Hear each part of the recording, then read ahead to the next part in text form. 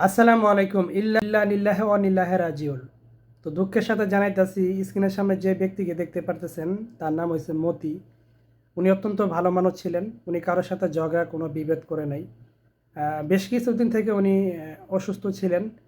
উনি কিন্তু সুস্থ ছিলেন না। উনি কিছুদিন আগে সম্ভবত হার্ট অ্যাটাক করছিলেন এবং স্ট্রোকের রোগী ছিলেন। তো পারিবারিক কলহের জিদ ধরে ওদের ভিতরে ওদের ফ্যামিলির ভিতরে একটা বাচ্চা নিয়ে সম্ভবত ঝগড়া হয়। ঝগড়া হওয়ার বিভেদে তার আপন ভাতিজা তার চাচার মাথায় আঘাত করে। তো আঘাত করার পরেই উনি গুরুতর অসুস্থ হয়ে পড়েন। তো এই ঘটনাটা হলো জামালপুর জেলা মেলান্দর উপজেলা ১ নং দোরমুট ইউনিয়ন। তাদের বাড়ি হচ্ছে নয়াপাড়া। কারখানার রেল লাইনের সাথে তাদের বাড়ি। তার বেশ কিছুদিন আগে তার আব্বা মারা গেছে। ওনার আব্বার নাম ছিল মধু। ওনার আব্বার সাথে আমার বাবার সাথে খুব ভালো সম্পর্ক ছিল। আমার বাবা প্রায় ১৫ বছর হয়েছে মারা গেছে। আল্লাহ যেন আমার বাবাকে জান্নাতবাসী করেন এবং মধু কাকার বাবা ওনাকেও যেন আল্লাহ তালা জান্নাতবাসী করেন।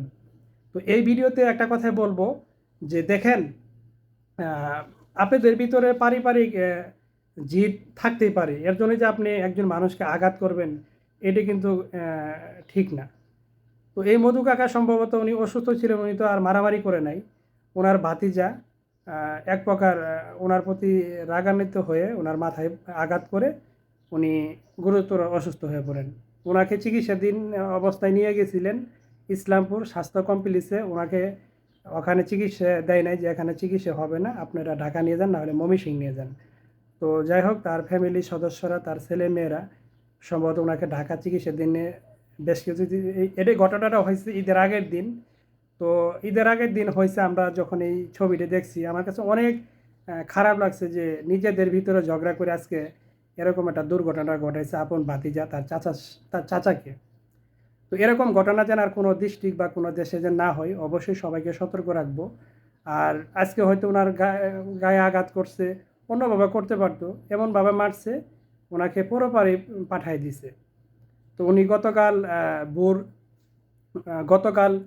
ভোর ৪টা কই ঘটিকার সময় জানি উনি না ফিরা দেশে চলে গেছে। আল্লাহ যেন ওনাকে জান্নাতবাসী করেন। আর গতকাল ওনার দাফন হয়েছে। তো অবশ্যই তার পরিবারের জন্য আমি মন থেকে দোয়া করব, তার পরিবার ছেলে মেয়ে সদস্যদেরকে যেন আল্লাহ তালা ধৈর্য ধারণ করার সুযোগ করে দেন। আর এখন আপনারা যে এই ঝগড়া বিবাদটা করছেন, এখন সামলাবেন। তো হয়তো আজকে তারা মামলা করবে, আপনাদের অর্থ নষ্ট হবে, তাদের অর্থ নষ্ট হবে। তা আপনাদের রক্তের সম্পর্কের ভিতরে ঝগড়া বিভেদ হয়েছে ভালো কথা, কিন্তু আপনারা এভাবে রাগের মাথায় আপনি বাড়ি দিবেন, একজন মানুষকে আঘাত করবেন, তাকে দুনিয়া থেকে বিদায় করে দিবেন, এটা আমরা সাধারণ মানুষ দেখার পর আমাদের দুঃখ লাগতেই পারে। আর উনি অত্যন্ত ভালো মানুষ ছিলেন। উনি কারোর সাথে ঝগড়া বিভেদ আজ পর্যন্ত আমি শুনিনি বা দেখিনি। আমি ৮-৯ বছর ধরে সৌদি আরবে থাকি।